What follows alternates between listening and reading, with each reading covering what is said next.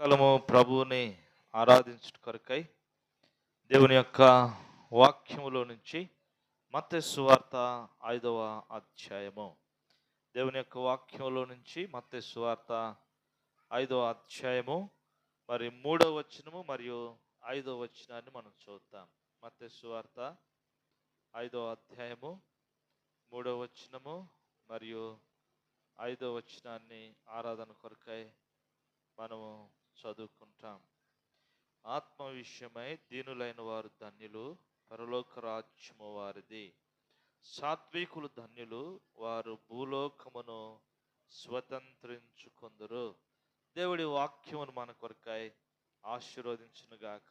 ఉదయకాలము ప్రభువుని ఆరాధించుట కొరకై ఇక్కడ మనము రెండు భాగాలను మనం చదువుతూ వచ్చినాం. ఇందులో మొదటి భాగము మనం చూసినప్పుడు మరి ఇక్కడ ఆత్మ విషయమై దీనులైన వారు ధన్యులు. ఆత్మ విషయమై దీనులైన వారు ధన్యులు, మరి వారు పరలోక రాజ్యము వారిది అన్నాడు. 5వ వచనములో సాత్వికులు ధన్యులు, వారు భూలోకమును స్వతంత్రించుకొందురు. సాత్వికులు ధన్యులు, వారు భూలోకమును స్వతంత్రించుకొందురు. ఉదయకాలము దేవుడి వాక్యమును మన కొరకై ఆశీర్వదించునుగాక. చూడండి, ఈ దీనులైనటువంటి వారు ఎవరు దీనులు? ఈ దీనత్వము అనేటువంటిది మన జీవితంలో మనం ఎందుకు కలిగి ఉండాలి అనే విషయాన్ని మనం చూసినప్పుడు ఇక్కడ చూస్తే కీర్తన గ్రంథములో 35వ అధ్యాయము 10వ వచనం. కీర్తన గ్రంథం 35వ అధ్యాయము 10వ వచనం. 35వ అధ్యాయం 10వ వచనంలో ఆయన ఏం చేస్తున్నాడంటే దీనులైన వారిని ఆయన విమోచిస్తూ ఉన్నాడు. చదవండి తీసిన వారు. కీర్తన గ్రంథం 35వ అధ్యాయం 10వ వచనం. అప్పుడు యెహోవా నీ వంటి వాడెవడు?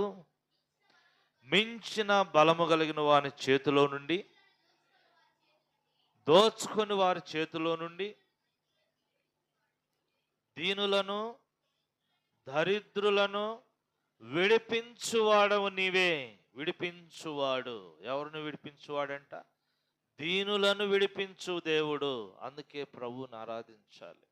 అసలు దీనుడంటే ఎవడు? ఒకసారి ఒక సహోదరు ఇలాగ ప్రార్థనకు వచ్చింది. తరచుగా వింటూ ఉంటాం. ఆమె ఎంతో తగ్గింపు కలిగినది. ఎలా తగ్గింపు అంటే, ఇలాగ మ్యాట్స్ వేశారు, అన్ని చాపలు వేశారు, పరదాలు పరిచారు, కుర్చీలు వేశారు. వాటి మీద కూర్చోకుండా పోయి మట్లో కూర్చుంది. ఏందక్క ఎక్కడ కూర్చున్నావు అంటే, నేను ఎంతో, అలా అని వేరే ఉద్దేశం కాదు. దీనులు ఎవరు? దేనిలో దీనత్వాన్ని కోరుతా ఉన్నాడు ప్రభు అంటే ఆత్మలో దీనులైన వారు. దీనుడంటే ఎవడు? మత్తయి సువార్త 23వ అధ్యాయము 12వ వచనం. మత్తయి సువార్త 23వ అధ్యాయము 12వ వచనాన్ని మనం చదివితే, తనను తాను హెచ్చించుకునివాడు తగ్గింపబడును, తనను తాను తగ్గించుకునివాడు హెచ్చింపబడును. ఎవరంట దీనుడు? తగ్గించుకున్నవాడు దీనుడు. ఇలాంటి దీనులైన వారిని దేవుడు ఏం చేస్తున్నాడంటే విమోచిస్తా ఉన్నాడు. ఎక్కడ నుండి దేవుడు వీరిని విమోచిస్తా ఉన్నాడు? చూడండి, 72వ కీర్తనలో 72వ కీర్తన 12వ వచనం. కీర్తనలు 72వ అధ్యాయము 12వ వచనాన్ని మనం చదివితే, దరిద్రులు మొరపెట్టగా అతడు వారిని విడిపించును. దరిద్రులను, దీనులను విడిపించు దేవుడు. దరిద్రుడు అంటే ఇంకో మాట ఉంది. దీనత్వం అంటే తగ్గించుకోవటం. దరిద్రత అంటే ఏమీ లేకపోవటం, సంపదను కలిగి ఉండకపోవటం. బైబిల్లో ఒక దరిద్రుడు ఉన్నాడు, ఒక ధనవంతుని ఇంటి వాకిటిలో. ఎవడు అంట? లాజరు అను దరిద్రుడు ఒకడుండెను అని పేరు రాయబడింది. లాజరు అనే దరిద్రుడు. ఆయన దీనులను, దరిద్రులను విడిపించు దేవుడు, దీనులను విడిపించు. ఇంకో మాట చూద్దామా? 138వ కీర్తనలో 6వ వచనం, 138వ కీర్తన 6వ వచనాన్ని మనం చదువుతాం.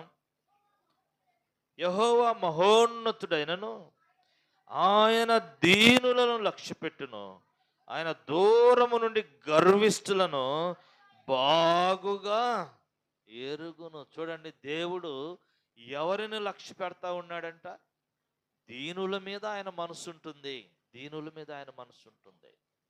గర్విష్ఠులను ఆయన బాగుగా ఎరుగును, గర్విష్ఠులను ఆయన బాగుగా ఎరుగును.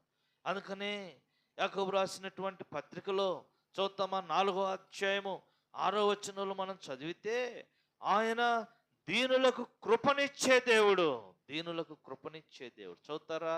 యాకోబు రాసిన పత్రిక 4వ అధ్యాయము 6వ వచనం. ఆయన ఎక్కువ కృపనిచ్చును, అందుచేత దేవుడు అహంకారులను ఎదిరించి దీనులకు కృపనిచ్చువాడు, దీనులకు కృపనిచ్చువాడు. ఆయన అహంకారులను ఎదిరించే దేవుడు. అందుకనే పేతురు రాసిన మొదటి పత్రికలో 5వ అధ్యాయం 5వ వచనంలో కూడా పేతురు ఇలాగ చెప్తా ఉన్నాడు, చిన్నలారా, మీ పెద్దలకు లోబడి ఉండుడి, మీరందరూ ఎదుటి వాని ఎడల దీన మనస్సును కలిగి ఉండుడి. దీన మనస్సు అంటే కీర్తనల గ్రంథం 51వ అధ్యాయంలో విరిగి నలిగిన హృదయం. దీన మనస్సు అంటే ఇలాగూ మరి కదలకుండా కూర్చొని, అన్ని పోగొట్టుకున్నట్టు కూర్చొని విచారంగా ముఖం పెట్టి కూర్చోవడం కాదు. దీన మనస్సు అంటే ఏంటిదంట? విరిగి నలిగిన హృదయం. విరిగి నలిగిన హృదయమును ఆయన ఆలస్యము చేయువాడు కాడు. విరిగి నలిగిన హృదయమే ఆయనకు ఇష్టమైనటువంటి బలి అర్పణ.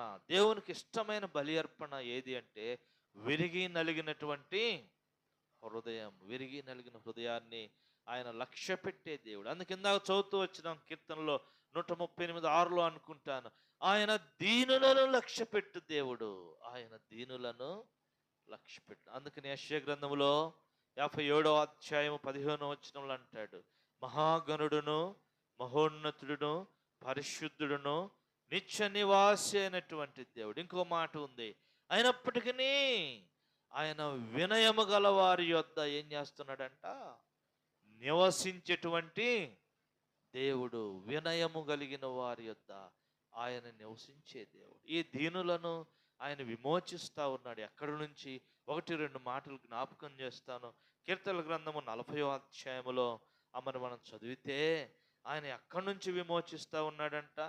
కీర్తనల గ్రంథం 40వ కీర్తన, దావీదు రాసిన 40వ కీర్తనలోకి మనం వెళ్తే ఇక్కడ ఒక మాట మనకు జ్ఞాపకం చేయబడతా ఉన్నాం. ఎక్కడి నుంచి ఆయన మనలను విమోచిస్తా ఉన్నాడు చూస్తారా? మరి అంతకంటే ముందు ఇంకొక మాట కూడా చదవాలని నేను ఆశపడతా ఉన్నాను. చూడండి, 69వ కీర్తన. ఈ 40వ కీర్తన కంటే ముందు చదువుతాం. 69వ కీర్తన 2వ వచనం. 69వ కీర్తన 2వ వచనం. నిలువ నీయని అగాధమైన దొంగ ఊబిలో దిగిపోవచ్చున్నాను, అగాధ జలములలో దిగబడి ఉన్నాను. ఇంకో మాట 116వ కీర్తన 8వ వచనం. 116వ కీర్తన 8వ వచనం మనం చదివితే, మరణము నుండి నా ప్రాణమును కన్నీళ్లు విడవకుండా, నా కన్నులను జారి పడకుండా, నా పాదములను నీవు తప్పించి ఉన్నావు. ఏం చేస్తున్నాడంట? 3 మాటలు అక్కడ రాయబడ్డాయి. మొదటి మాట ఏంది? మొదటి మాట చదవండి ఆ వచనము. మొదటి మాట ఏందంట? మరణము నుండి ఆయన మన ప్రాణమును విమోచించిన వాడు. మరణము నుండి విమోచించాడు. అందుకనే 103వ కీర్తనలో కీర్తనకారుడు అంటాడు, నా ప్రాణమా యెహోవాను సన్నుతించు, ఆయన చేసిన మేలుల్లో దేనిని మరువకము మరువకము. ఎందుకు మరవకూడదమ్మా నా ప్రాణమా అంటే, ఇక్కడ అంటాడు 103వ కీర్తనలో 4వ వచనం, సమాధిలో నుండి నీ ప్రాణమును విమోచించుచున్నాడు, కరుణా కటాక్షములను నీకు కిరీటముగా ఉంచుచూ ఉన్నాడు. చూడండి, సమాధిలో నుండి, మరణములో నుండి నీ ప్రాణమును విమోచిస్తా ఉన్నాడు. పాపముల చేత, అపరాధముల చేత చచ్చిపోయావే నువ్వు. పాపముల, అపరాధములు నిన్ను చంపివేసినాయి. అట్టి స్థితిలో నుంచి దేవుడు నిన్ను విమోచించి విమోచకుడిగా మార్చబడుతూ ఉన్నాడు. ఇంకో మాట కూడా నేను జ్ఞాపకం చేయాలి. యోబు గ్రంథములు అంటాడు యోబు, నా విమోచకుడు సజీవుడని నేను ఎరుగుదును. నా విమోచకుడు సజీవుడు, నా విమోచకుడు బలవంతుడు, నా విమోచకుడు పరిశుద్ధుడు. ఈ 3 మాటలు దేవుని యొక్క వాక్యములు మనం చూడగలుగుతాం. నా విమోచకుడు సజీవుడు, నా విమోచకుడు బలవంతుడు, నా విమోచకుడు పరిశుద్ధుడు. ఎవరంట? తన ప్రాణమును విమోచించేవాడు పరిశుద్ధుడైన దేవుడు. పాపము నుండి తన ప్రాణమును, ఏవలనగా పాపము వలన వచ్చు జీతము మరణం. అదే భేదము లేదు, అందరము పాపము చేశాం. దేవుడిచ్చిన మహిమను, దేవుడిచ్చిన దయను, దేవుడిచ్చిన కృపను పోగొట్టుకుంటూ వచ్చినాం. ఇట్టి మరణ స్థితిలో నుంచి దేవుడు మనల్ని ఏం చేస్తున్నాడంట?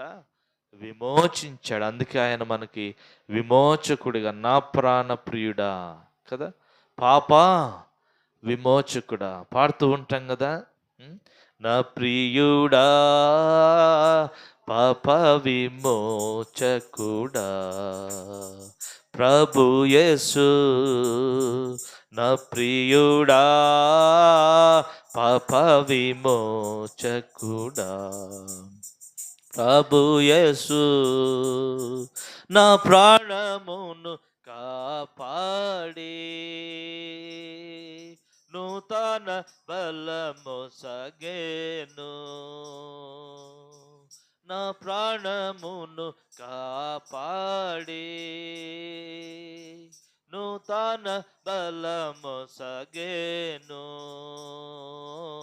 స్తుతి గీతములతో ఆరాధించెదను, ఎల్లప్పుడూ పాడాలి. స్తుతి గీతములతో ఆరాధించెదను ఎల్లప్పుడూ. ఎందుకు స్తుతి గీతములతో ఎల్లప్పుడు ప్రభువుని ఆరాధించాలంటే, ఎందుకంట నా ప్రియుడా పాప విమోచకుడా. ఏం చేశాడంటే పాప విమోచకుడు? నా ప్రాణమును నీవు కాపాడా. ఇంకో మాట అంటాడు, వేటగాని ఊరిలో నుండి కదా, వేటగాని ఊరిలో నుండి ఆయన విడిపించాడంట, విమోచించాడు. నాశనకరమైన జిగటగల దొంగ ఊబిలో నుండి ఆయన ఏం చేశాడంట? లేవనెత్తాడు. ఇదిగో మేలులతో నిన్ను తృప్తిపరిచాడు. నీ సంకటములన్నిటినీ కుదుర్చువాడు, నీ దోషములన్నిటినీ క్షమించు దేవుడు. మీకా గ్రంథం 7వ అధ్యాయంలో మనం చదివితే, పాపములను క్షమించుటకు సిద్ధ మనస్సు కలిగిన దేవుడు, నీలాగా పాపములను క్షమించే దేవుడు, పాపిని ప్రేమించే దేవుడు ఎవడును లేడు. పాడుతూ ఉంటారు కదా, నీతో సమమెవరు, నీలా ప్రేమించేదెవరు, నీలా క్షమించేదెవరు, యేసయ్యా నీలా పాపికై ప్రాణం పెట్టిన వారెవరు, నీలా పాపికై ప్రాణం పెట్టిన వారెవరు కదా. ఆయనలాగా క్షమించేవాడు, ఆయనలాగా ప్రేమించేవాడు, ఆయనలాగా పాపి కొరకై ప్రాణం పెట్టినవాడు ఎవడనో. అందుకే తన ప్రాణంతో చూస్తున్నాడు, నీ ప్రాణమును సమాధిలో నుండి ఆయన విడిపించాడు, నీ పాదములను జారిపోకుండా ఆయన నిలువబెట్టాడు, కరుణా కటాక్షములను నీకు దయా కిరీటముగా ఉంచాడు. చూడండి, ఇంకొక మాట తీతు రాసిన పత్రికలో ఒక మాట నేను మీకు జ్ఞాపకం చేస్తాను. తీతు రాసిన పత్రికలో, లేకపోతే అంతకంటే ముందు హెబ్రీలు రాసిన పత్రిక 8వ అధ్యాయము 12వ వచనం. హెబ్రీయులకు రాసిన పత్రిక 8వ అధ్యాయం 12వ వచనం. నేను వారి దోషముల విషయమై దయ కలిగి వారి పాపములను ఎన్నడూను జ్ఞాపకము చేసుకొనని ప్రభువు సెలవిచ్చుచూ ఉన్నాడు. దయ కలిగిన వాడు కదా. దీనుల ఎడల ఏం చూపేవాడు అంటేనా? దయ చూపేవాడు. దీనుల ఎడల దయ చూపు దేవుడు, గర్విష్ఠుల ఎడల వికటము చూపు దేవుడు. గర్విష్ఠులను అణిచివేయవాడు, అహంకారులను ఎదిరించువాడు, దీనులకు అధికమైన కృపను అధికమైన దయను ఇచ్చువాడు, దీనులను సమాధిలో నుంచి వారి ప్రాణమును విమోచించి వారికి ఆయుష్ను కిరీటముగా ఇచ్చువాడు. కీర్తనలు 61:65-11 కూడా అంటాడు, సంవత్సరమును నీవు దయా కిరీటముగా ధరింపజేయుచున్నావు, నీ జాడలు సారమును వెదజల్లుచూ ఉన్నవి. జాడలు సారమును వెదజల్లుతూ ఉన్నాయి. తీతు రాసిన పత్రికలో కూడా 3వ అధ్యాయము 4వ వచనం. తీతు రాసిన పత్రిక 3వ అధ్యాయము. మన రక్షకుడి యొక్క దేవుని యొక్క దయయు మానవుల ఎడల ఆయనకున్న ప్రేమయో ప్రత్యక్షపరచబడిందంట. దేవుని దయ ఆయన ప్రత్యక్షపరచబడింది. మానవుల ఎడల ఆయనకున్న ప్రేమ ప్రత్యక్షపరచబడింది కనుకనే కింద వచనాల్లో అంటాడు, ఆయన మనల్ని విమోచించాడు. ఎఫెసీయులకు రాసిన పత్రికలో కూడా మనం చదువుతాం కదా, ఏమనిందంటే కలంకమైనను ముడతయైనను అటుది మరి ఏది కూడా లేకుండా కొరకాయ తనను తాను బలిగాను అర్పణముగాను అర్పించుకుంటూ వచ్చాడు. ప్రాణగ్రంథం 1వ అధ్యాయం 6వ వచనంలో అంటాడు, మనలను ప్రేమించుచు తన రక్తం వలన మన పాపముల నుండి మనలను విమోచించిన వానికి, మనకు విడుదలనిచ్చిన వానికి మహిమయు ఘనతయు ప్రభావమును యుగ యుగములు కలుగునుగాక, యుగ యుగములు కలుగునుగాక. ఎక్కడి నుంచి విడిపించాడంట? పాపము నుండి విడిపించాడు. విడిపించడం అనే దాంట్లో 7 ఆత్మ సంబంధమైన సంగతులు ఉన్నాయి. అవన్నీ మనం చూడట్లేదు, కానీ ఒకటి మాత్రమే నేను మీకు జ్ఞాపకం చేస్తూ ఉన్నాను. ఆయన సమాధిలో నుండి మన ప్రాణమును విమోచించాడు, కరుణా కటాక్షములను మనకు కిరీటముగా ఉంచి ఉన్నాడు అని ఈ మాటను మనము జ్ఞాపకం చేసుకొని ప్రభువుని ఆరాధించాలి. 2వ తలంపులో ఇందులో చాలా ఉన్నాయి, చాలా సందర్భాలు ఉన్నాయి. అయినప్పటికీ నేను ముందుకు వెళ్తున్నాము. 2వ తలంపును నేను జ్ఞాపకం చేస్తాను.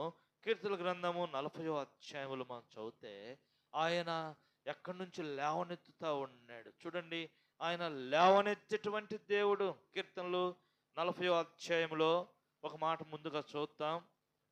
కీర్తనలు 40వ అధ్యాయం మొదటి 2 వచనాలు. యెహోవా కొరకు నేను సహనముతో కనిపెట్టుకుని ఉంటిని, ఆయన నాకు చెవియొగ్గిన మొర ఆలకించెను. నాశనకరమైన గుంటలో నుండి, జిగటగల దొంగ ఊబిలో నుండి ఆయన నన్ను పైకెత్తెను. ఎక్కడి నుంచి లేవనెత్తాడంట? జిగటగలిగిన దొంగ ఊబి, ఇంకా ఏమంటాడు? నాశనకరమైన గుంట. చూడండి ఇంకొక మాట కూడా 146వ కీర్తన, కీర్తన గ్రంథం 146వ అధ్యాయము 8వ వచనం. 146వ అధ్యాయము 8వ వచనం చదవండి. యెహోవా గ్రుడ్డివారి కనులు తెరవచేయువాడు, యెహోవా కృంగిన వారిని లేవనెత్తువాడు. పడిన వారిని, గుంటలో నుంచి పడిన వారిని లేవనెత్తువాడు, కృంగిపోయిన వారిని కూడా లేవనెత్తువాడు. ఇంకో మాట 147వ కీర్తన 6వ వచనం. 147వ కీర్తన 6వ వచనం. యెహోవా దీనులను లేవనెత్తువాడు. అంటే ఎవరిని లేవనెత్తుతాడైనా? ఇందాక ఎవరిని విమోచించాడు? దీనులను విమోచించువాడు. ఇప్పుడు ఏమంటున్నాడు? యెహోవా దీనులను లేవనెత్తువాడు. దీనుడు అంటే ఎవడు? ఆత్మలో విరిగి నలిగినటువంటి వాడు, ఆత్మలో దీనులైన వారు. చాలాసార్లు కొన్ని పర్యాయాలు మనుషులను చూస్తే పైకి మాత్రము ఎంతో దీనుడిగా తగ్గించుకున్న వాడిగా కనపడతాడు, కానీ లోపల మాత్రము తగ్గింపు అనేది ఉండనే ఉండదు. తగ్గింపు ఉండనే ఉండదు. పైకి మాత్రము దీనుడిగా ఉంటాడు. కొన్ని సందర్భాల్లో ఒక సంఘానికి వెళ్తూ ఉంటే వాళ్ళు అక్కడ ఉన్న విశ్వాసులు వచ్చి అన్న వందనాలయ్య గారు, వందనాలయ్య గారు అంటూ ఉంటారు.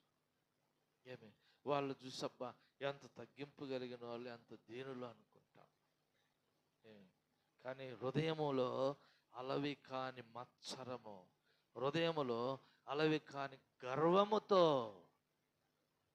అందుకే దేవుడు అంటాడు గర్విష్ఠుల యొక్క గర్వాన్ని అణిచివేయువాడు, అణిచివేయువాడు. ఇందాక మనం చదివాం, దీనులకు కృపనిచ్చు దేవుడు, కృపనిస్తా ఉన్నాడు.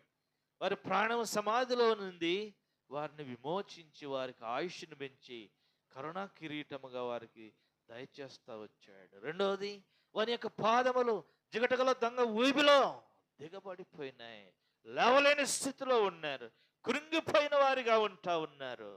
అందుకే ఆయన ఏం చేస్తున్నాడంటే వారిని లేవనెత్తుతూ ఉన్నాడు. అందుకంటాడు నా కాళ్ళను ఏ కాళ్ళ వల్ల చేసావంట, లేడి కాళ్ళ వల్ల చేసి ఎత్తైన స్థలములో దేవుడు వారిని ఉంచుతూ ఉన్నాడు. ఉన్నతమైనటువంటి స్థలాలు కదా, అది 3వ తలంపులో చెప్తా నీకు, ఉన్నతమైన స్థలాల గురించి. 2వ తలంపు ఏంటంటే ఆయన మనలను లేవనెత్తువాడు. చదువుతాం, ఇంకొక మాట కూడా చదువుతామా ఇందులో, ఇంకో మాట కూడా చదువుతాం రండి. లూకా సువార్తలో, లేకపోతే 2వ సమూయేలు గ్రంథం, మొదటి సమూయేలు గ్రంథము 2వ అధ్యాయం 7వ వచనం. సమూయేలు మొదటి గ్రంథం 2వ అధ్యాయము 7వ వచనంలో మనం చదువుతాం. యెహోవా దారిద్ర్యమును ఐశ్వర్యమును కలుగు చేయవాడు, కృంగ చేయవాడును లేవనెత్తువాడును ఆయనే. దరిద్రులను అధికారులతో కూర్చుండబెట్టుటకును మహిమ కలిగిన సింహాసనమును స్వతంత్రింప చేయుటకు వారిని మట్టిలో నుండి లేవనెత్తువాడు ఆయనే. లేమి గలవారిని పెంట కుప్పల మీద నుండి లేవనెత్తువాడు. చూడండి ఎక్కడి నుంచి లేవనెత్తున్నాడంట, నాశనకరమైన గుంటలో నుంచి లేవనెత్తుతున్నాడు. ఇంకా ఎక్కడి నుంచి లేవనెత్తుతున్నాడంట, మంటిలో నుండి లేవనెత్తుతున్నాడు, పెంట కుప్పల మీద నుండి లేవనెత్తుతూ ఉన్నాడు. ఇందాక పాడుతూ వచ్చాం, దరిద్రుడు అనైన నన్ను ఏం చేసావంట, రాజుగా చేశావు, స్తుతి ప్రశంస పాడుచు కీర్తింతో నిత్యం మహారక్షణనిచ్చి మనశ్శాంతిని ఇచ్చావు. పెంట కుప్పలలో నుండి నన్ను లేవనెత్తిన దేవుడవు నీవు, పాపములో నుండి లేవనెత్తిన దేవుడవు. పాపము చేయవారంట అక్కడ వారు పడి ఉంటారంట, లేవలేని స్థితిలో పడి ఉంటారు. పడిన వారిని ఏం చేస్తాం, వెంటనే లేవనెత్తే వారంగా ఉంటాం. మొన్నటి దినాన ఒక సంఘటన అనుకోకుండా జరిగింది. ఇక్కడ చేపల మడుగులో వివాహానికి వెళ్ళి వస్తూ ఉన్నాను. ఆయన ఒక దైవ సేవకుడు, మరి వారి అబ్బాయి వివాహం. మొదటిసారి వివాహానికి పిలిచాడు, వెళ్ళలేదు. రెండోసారి పిలిచాడు, వెళ్ళాను. వెళ్ళి వస్తూ ఉన్నాం. ఈ పెట్రోల్ బంక్ దగ్గరికి వచ్చాం. అందులో ఈ టైం బాగా వర్షాలతో నాని ఉంది కదా, ముటుకుల దైవ సేవకుడు కూడా వచ్చాడు, లాజర్ గారు. ఈ పెట్రోల్ బంక్ దగ్గర వారిద్దరు ఒక బండి మీద ఉన్నారు, నేను ఒక బండి మీద ఉన్నాను. పెట్రోల్ బంక్ దగ్గరికి రాగానే పెట్రోల్ కొట్టించుకుందామని బ్రేక్ వేసి అలా బండి అటు తిప్పాడు. తిప్పంగానే అది జారి ఏం చేసి పడిపోయినారు, ఇద్దరు కింద పడ్డారు కాలువలో. నేను టక్కుమని బండి ఆపి వెళ్ళి పరిగెత్తుకుంటూ వెళ్ళాను. ఆ అంకుల్ని చేపట్టుకుని, అయ్యా ముందు బండిని లేవనెత్తు అంటున్నాడు. ఆయన కాలు బండి కింద ఉంది. ఆ బండి కింద పడేసరికి పాపం గడగడ వణుకుతా ఉన్నాడు. బలం లేదు, పెద్ద ఆయన కదా, వణుకుతా ఉన్నాడు. ఎందుకు ఈ మాట చెప్తున్నానంటే ఆయన లేవనెత్తువాడు. లేవనెత్తాలంటే పడిపోయిన వాడు వాడంతటి వాడుగా కొన్ని పర్యాయములు లేవలేడు. ఎందుకంటే శక్తిహీనుడిగా ఉంటాడు. అందుకనే ఎవరో ఒకరు ఏం చేయాలంట, లేవనెత్తాలి. ఇదిగో పేతురు కూడా అన్నాడు, అయ్యా నన్ను లేవనెత్తు ప్రభువా, నన్ను లేవనెత్తు. ఏమైపోతున్నాడంట పేతురయ్య గారు, ఏమైపోతున్నాడంట, అయ్యా నేను మునిగిపోతున్నాను, నన్ను లేవనెత్తు. అప్పుడు దేవుడు ఏం చేశాడు, తన కుడి హస్తం ఇచ్చి తన చేతిని చాచి మునిగిపోతున్న పేతురును ఆ యొక్క అగాధ జలములలో నుండి లేవనెత్తాడు. ఈనాడు మన జీవితంలో మనం కూడా ఇలాంటి స్థితిలో నుంచే లేపబడుతూ వచ్చాం. యెషయా గ్రంథంలో కూడా మనం చూతకు మాట ఉంటుంది, యెహోవా కొరకు ఎదురు చూచువారు నూతన బలమును పొందుతారంటారు. ఆయన భక్తిహీనులకు లేకపోతే శక్తిహీనులకు బలమును అనుగ్రహించువాడు. ఇక్కడ రాయబడింది కదా, మొదటి సమయాలు 2వ అధ్యాయం మనం చదివాము. ఈ లేవనెత్తి వారిని ఏం చేస్తా ఉన్నాడంట, అధికారులతో కూర్చుండబెడతా ఉన్నాడు. సరే, 2వ తలంపు ఇంతటితో ఆపుతాను. అందులో కూడా చాలా ఉన్నాయి, ఒక్కొక్కటి మాత్రమే చూస్తా ఉన్నాం. 3వ తలంపులోనికి వెళ్దాం. ఈ దీనులను లేవనెత్తి ఎక్కడ కూర్చుండబెడతా ఉన్నాడు, ఒకటి విమోచించాడు. వారిని మరణములో నుండి, నాశనకరమైన గుంటలో నుండి, జిగట కలిగిన దొంగ ఊబిలో నుండి, పాపమనే ఊబిలో నుండి వారిని లేవనెత్తాడు. లేవనెత్తిన వారిని ఎక్కడ కూర్చుండబెడతా ఉన్నాడు. సమూయేలు మొదటి గ్రంథంలో మనం చదివాము, అధికారులతో కూర్చుండబెడతా ఉన్నాడు. ఇంకొక మాట చూద్దామా, యోబు గ్రంథం 5వ అధ్యాయం 11వ వచనం. యోబు గ్రంథము 5వ అధ్యాయము 11వ వచనం. యోబు గ్రంథం 5వ అధ్యాయం 11వ వచనం. అట్లు ఆయన దీనులను ఉన్నత స్థలములలో ఉంచును. ఎక్కడ ఉంచుతున్నాడంట దీనులను? హైయెస్ట్ ప్లేసెస్ కదా. అందుకే దేవుని యొక్క వాక్యం, నీ సాత్వికము నన్ను గొప్ప చేశాను. ఎవడైతే సాత్వికుడుగా ఉంటాడో, ఎవడైతే దీనుడుగా ఉంటాడో, ఎవడైతే తగ్గింపబడిన వాడో, వాడిని దేవుడు ఏం చేస్తున్నాడంట, ఉన్నతమైన సింహాసనం మీద కూర్చుండబెడతా ఉన్నాడు. యేసయ్యను గురించి కూడా ఫిలిప్పీలు రాసిన పత్రికలో 2వ అధ్యాయంలో మనం చూద్దాం. ఆయన రిక్తుడిగా చేయబడ్డాడు, దాసుని రూపమును ధరించుకొని దాసుడి కంటే ఇంకా తక్కువనిగా తగ్గించుకుంటూ వచ్చాడు. ఆ కారణమును బట్టి అన్ని నామముల కంటే ఉన్నతమైన హెచ్చింపబడిన నామము కలిగిన వాడై దేవుని యొక్క మహోమహుడైన దేవుని యొక్క కుడి పార్శ్వము మీద ఆయన సింహాసనాసీనుడైన వానిగా మనం చూస్తా ఉన్నాం.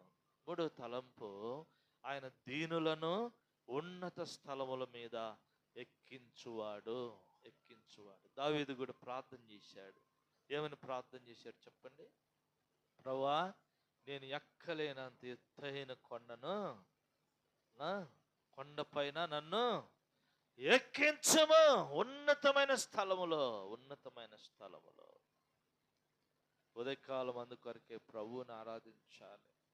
దరిద్రులము మంటి కుప్పలలో నుంచి, పెంటలో నుంచి, జిగటగల దొంగ ఊబిలో నుండి ఇరుక్కుపోయినటువంటి మనలను లేవనెత్తాడు.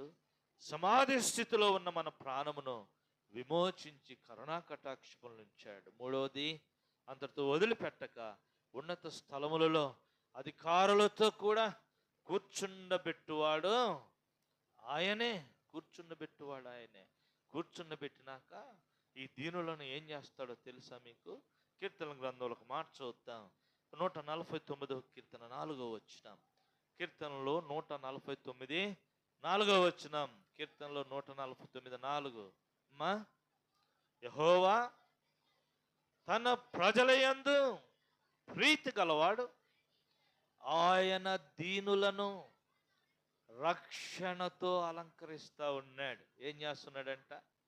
రక్షణతో అలంకరిస్తూ మనం కూడా అలంకరించుకొని వస్తాం కదా. ఎవరైనా అలంకరించుకోకుండా వచ్చారా మందిరానికి?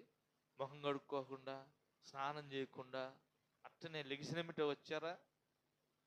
చెప్పండి. ఎంతో అలంకరించుకుంటాం.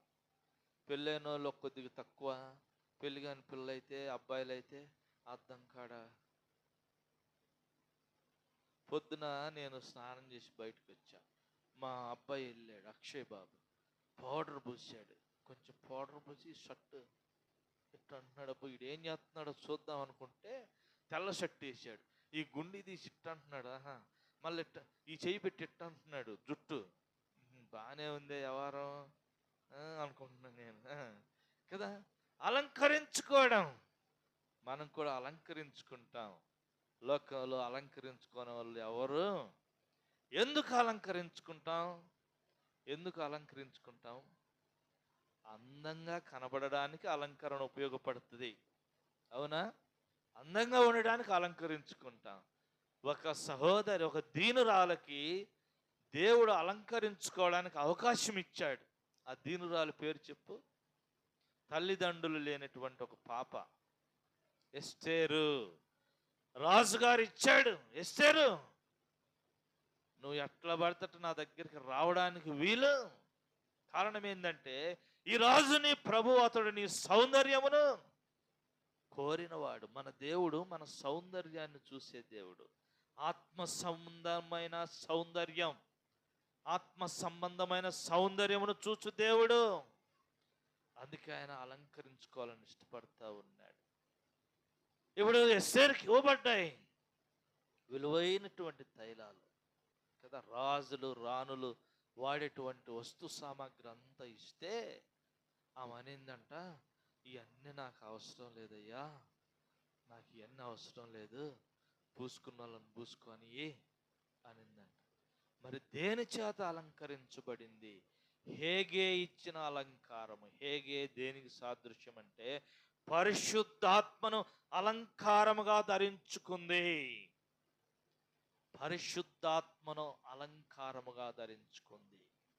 అర్థమవుతుందా? పరిశుద్ధాత్మను అలంకారముగా ధరించింది. ఎదుగో సామెతల్లో అంటాడు, దేవుని యొక్క వాక్యమును నీకు కంఠమునకు హారముగా ధరించుకోవాలి. ఒకటి, దేవుని ఆత్మను ధరించుకోవాలి, దేవుని యొక్క వాక్యము చేత ధరించబడాలి. వెండి బంగారముల చేత మిమ్మలను మీరు అలంకరించుకొనక సాధువైనట్టు, మృదువైనట్టు, అక్షయ అలంకారము, గుణమనే అలంకారము మీకు అలంకారముగా ఉండాలి. గుణలక్షణముల చేత అలంకరించబడాలి. దీనులను దేవుడు వీటితో అలంకరిస్తూ ఉన్నాడు. దేవుని యొక్క వాక్యం చెప్తుంది అక్కల గురించి. గుణవతి అయిన స్త్రీ దొరుకుట అరుదు. అరుదు అంటే అర్థమైంది, రేరుగా, ఎక్కడో కదా. గుణవతి అయిన స్త్రీ దొరుకుట అరుదు. అది ముత్యము కంటే విలువైనది. అమూల్యం అంటే నో ప్రైస్లెస్. విలువ పెట్టి ఈనాడు దీనులమైన మన జీవితాలను దేవుడు విలువ పెట్టి కొనలేనటువంటి అలంకరణ చేత అలంకరించాడు. ఆయన రక్షణతో మనలను అలంకరించాడు. తన ఆత్మతో మనలను, పరిశుద్ధాత్మ అభిషేకముతో మనలను అలంకరించాడు. తన వాక్యముతో మనలను అలంకరించాడు. బంగారుకు సాదృశ్యంగా ఉన్న తన యొక్క దైవత్వముతో మనలను అలంకరించాడు. రక్షణ వస్త్రాల చేత, ప్రతిష్ఠితమగు ఆభరణముల చేత, వస్త్రముల చేత దేవుడు మనలను అలంకరించాడు. అలంకరించబడిన ఒక స్త్రీ ఉంది. ప్రకటన గ్రంథం 19వ అధ్యాయం 6వ వచనములో. ప్రకటన గ్రంథం 19వ అధ్యాయము 6వ వచనం చదువుతామా?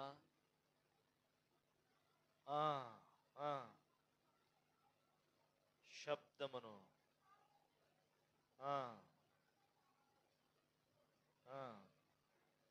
చూడండి, 19వ అధ్యాయం 7వ వచనం చదవండి. సరే 7 చదవండి. 7. ఇదిగో మధ్యలో సర్వాధికారియు ప్రభునగు మన దేవుడు ఏలుచున్నాడు, ఆయనను స్తుతించుడి. గొర్రెపిల్ల వివాహోత్సవ సమయం వచ్చినది, ఆయన భార్య తను తాను సిద్ధపరచుకుంది. చూడండి, ఆమె ఏం ధరించుకుందంట? ధరించుకొనుటకు ప్రకాశములు నిర్మలమైన సన్నపునార బట్టలు ఆమెకు ఇవ్వబడ్డాయి. ధరించుకుంది, అలంకరించుకుంటా ఉంది. ఆయన దీనులను అలంకరించు దేవుడు. మొదటిది దీనులను విమోచించు దేవుడు. రెండవది దీనులను లేవనెత్తు దేవుడు. మూడవది దీనులను ఏం చేస్తా ఉన్నాడంట? ఉన్నత స్థలముల మీద కూర్చుండబెట్టి, సింహాసనం మీద కూర్చుండబెట్టి వారిని అలంకరించు దేవుడు. మొదట ఎస్తేరు అలంకరించుకోలేదు. అలంకరించుకుందా? లోక సంబంధమైన వాటితో అలంకరింపబడలేదు. పరిశుద్ధాత్మ హేగే చేత అలంకరించబడింది కనుకనే సింహాసనం మీద కూర్చుంది, ఉన్నత స్థలములో కూర్చుంది. దావీదు అంటాడు, అయ్యా గొర్రెల దొడ్డిలో ఉన్న నన్ను కదా, గొర్రెల దొడ్డిలో. 78వ దావీదు కీర్తన చదువుతామా? ఒక మాట చూద్దాం. కీర్తన గ్రంథం 78వ అధ్యాయం అనుకుంటున్నాను. కీర్తన గ్రంథం 78వ అధ్యాయములో దేవుడు తన దాసుని పిలుచుకొని 78వ అధ్యాయము 70వ వచనం తన దాసుడైన దావీదును కోరుకొని గొర్రెల దొడ్డిలో నుండి అతనిని పిలిచెను.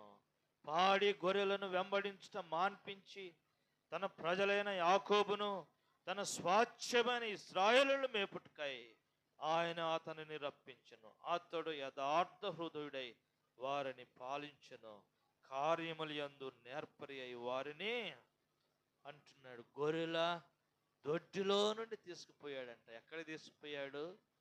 ఇశ్రాయేలీల యొక్క సింహాసనము మీదకు తీసుకుపోయాడు.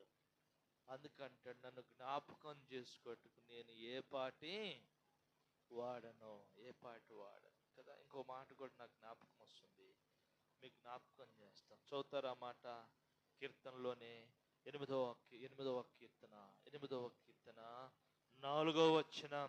8వ కీర్తన 4వ వచనంలో, నీవు మనుష్యుని జ్ఞాపకం చేసుకున్నటకు వాడు ఏ పాటి వాడు, నీవు నరపుత్రుని దర్శించుటకు వాడు ఏ పాటి వాడు, దేవుని కంటే వారిని కొంచెం తక్కువగా చేసి ఉన్నావు, మహిమా ప్రభావముతో వానికి కిరీటమును ఏ పాటిది. అందుకంటాడయ్యా, ఇంతగా నన్ను హెచ్చించటానికి నేను ఏ పాటి, ఏమంటాడు, నేను సచ్చిన కుక్క లాంటి వాడు కదా. ఈనాడు అంత తగ్గింపు తన జీవితంలో హెచ్చించబడుతున్న కొలది ఏం చేయబడుతున్నాడంట? తగ్గించబడతా ఉన్నాడు. తాను హెచ్చించుకొనివాడు తగ్గింపబడను, తగ్గించుకొనివాడు హెచ్చించుకొని. లోకంలో ఒక సామెత ఉంది, పెరుగుట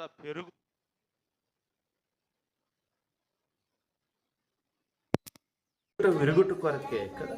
కానీ దావీదు తన జీవితంలో పెరుగుతున్న కొలది ఏం చేయబడతా ఉన్నాడు? ఇంకా ఇంకా ఇంకా ఉన్నతమైన స్థితిలోనికి వెళ్ళిపోతా ఉన్నాడు. ఎస్తేరును దేవుడు ఉన్నతమైన సింహాసనం మీద కూర్చుండబెట్టాడు. దావీదును దేవుడు ఉన్నతమైన సింహాసనం మీద కూర్చుండబెట్టాడు.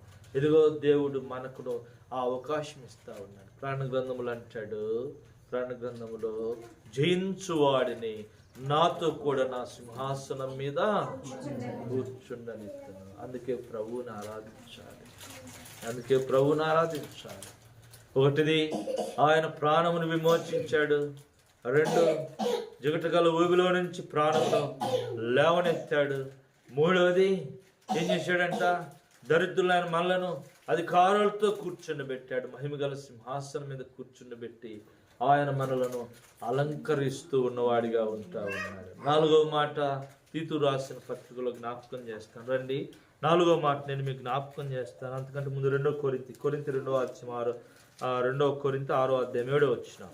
2వ కొరింథీ మరి చదువుతామా? ఇంకొక మాట 7వ అధ్యాయం చదవండి. 7:6 చదవండి.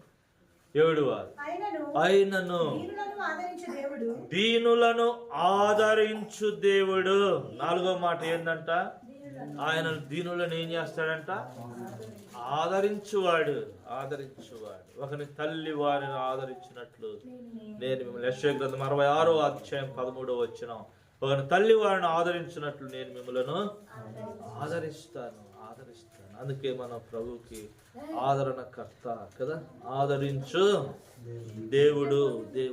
అందుకే ప్రభువుని ఆరాధించాలి. ఆయన మనల్ని ఆదరించే దేవుడు. ఇందులో కొన్ని మాటలు చదువుతామా? 23వ కీర్తనలో, 23వ కీర్తన 4వ వచనం, కీర్తన గ్రంథం 23వ అధ్యాయము 4వ వచనం. ఇదిగో దావీదు అంటా ఉన్నాడు, గాఢాంధకారపు లోయలలో నేను సంచరిస్తా ఉన్నప్పుడు ఏ అపాయము నేను భయపడను. నీవు నాకు తోడుగా ఉన్నావు. నీ దుడ్డుకర్రయు నీ దండమును. ఆయన దుడ్డుకర్ర దండము మనల్ని ఏం చేస్తా ఉందంట? ఆదరిస్తా ఉంది. అందుకే ప్రభువుని ఆరాధించాను. ప్రభువా, ఈ లోకంలో నేను వెళ్తా ఉన్నా, క్రైస్తవుడిగా నేను చేయబడి లోకం నుంచి వేరై నిన్ను ఆరాధికుడిగా నేను ఉంటున్నప్పుడు, ఈ గాఢాంధకారమైన లోయలలో సంచరిస్తూ ఉంటున్నప్పుడు నేను భయపడకుండా నీ దుడ్డు కర్ర నీ దండము చేత నువ్వు నన్ను ఏం చేస్తా ఉన్నావు? ఆదరిస్తూ ఉన్నావు. అందుకే ప్రభువుని ఆరాధించాలి. అనేక పర్యాలు మన జీవితంలో మరి ఆదరణ కోల్పోతాం కదా, ఆదరించు వారు ఎవరూ లేరని బాధపడతా ఉంటాం. కానీ దేవుడే మనలను ఆదరించాడు. ఆ దినాల్లోనంట తీతు వారి దగ్గరికి వెళ్ళినప్పుడు, దీనులను ఆదరించు దేవుడు తీతు రాక వలన మా హృదయాలను మమ్ములను ఆదరిస్తూ వచ్చినాడు. అందుకే ప్రభువుని ఆరాధించాలి.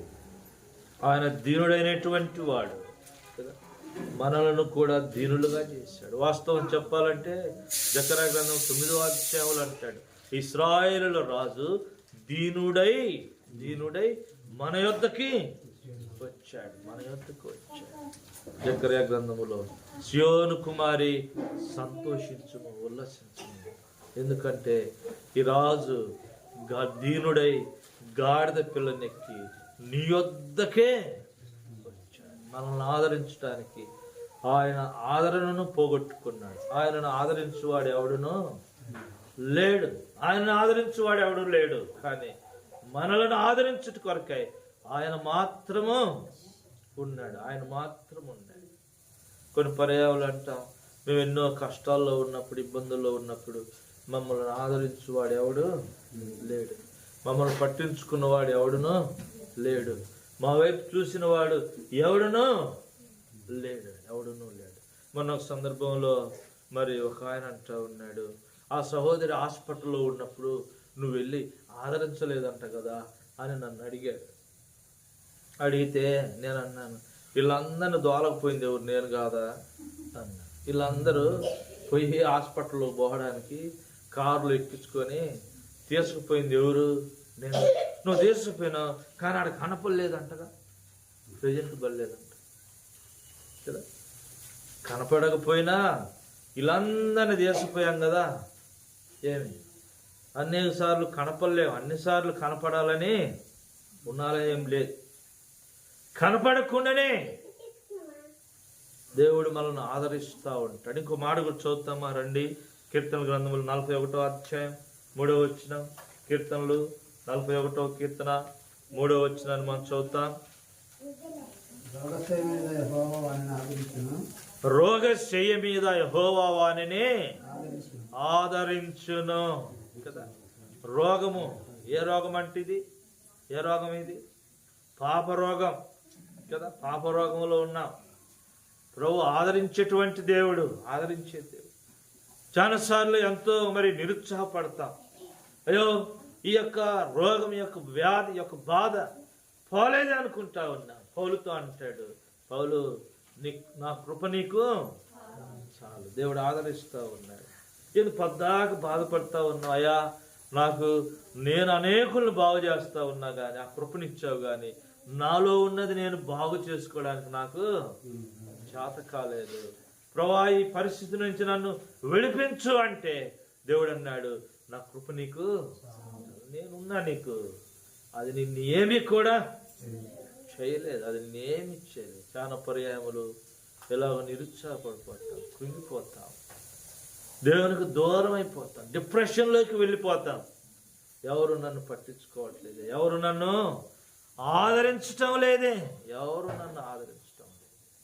కదండి, 4వ తలంపు ఏంటంటే ఆయన దీనులను ఆదరించు దేవుడు, దీనులను ఆదరించు దేవుడు. 5వ మాట జ్ఞాపకం చేసి ఆరాధనలోకి వెళ్దాం రండి.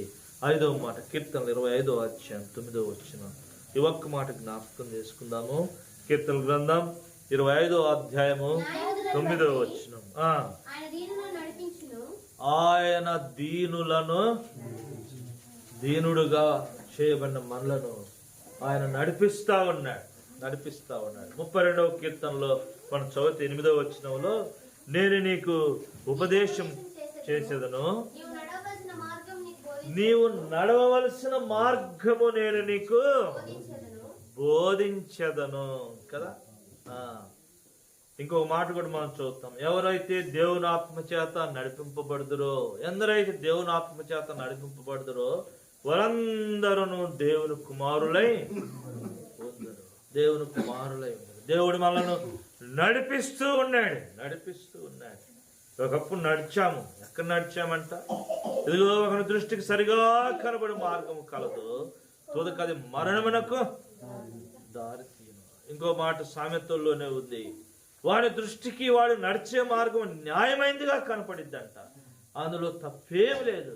నేను నడిచేదే కరెక్ట్, నా మాటే పర్ఫెక్ట్, నేనే పర్ఫెక్ట్, మిగతా వాళ్ళందరూ తప్పే. అలాంటి స్థితిలో ఉన్న మనలను దేవుడు ఏం చేశాడంట? ఆయన కాపరి అయి మనలను నడిపిస్తా ఉన్నాడు. రోమీయులకు రాసిన పత్రికలో ఒక మాట ఉంది కదా, వారందరూ త్రోవ తప్పి పనికి మాలిన వారైంది, వారందరూ దారి తప్పిరి అని ఉంది. అంటే నడవలసిన మార్గము వారిను తొలగిపోతూ వచ్చారు.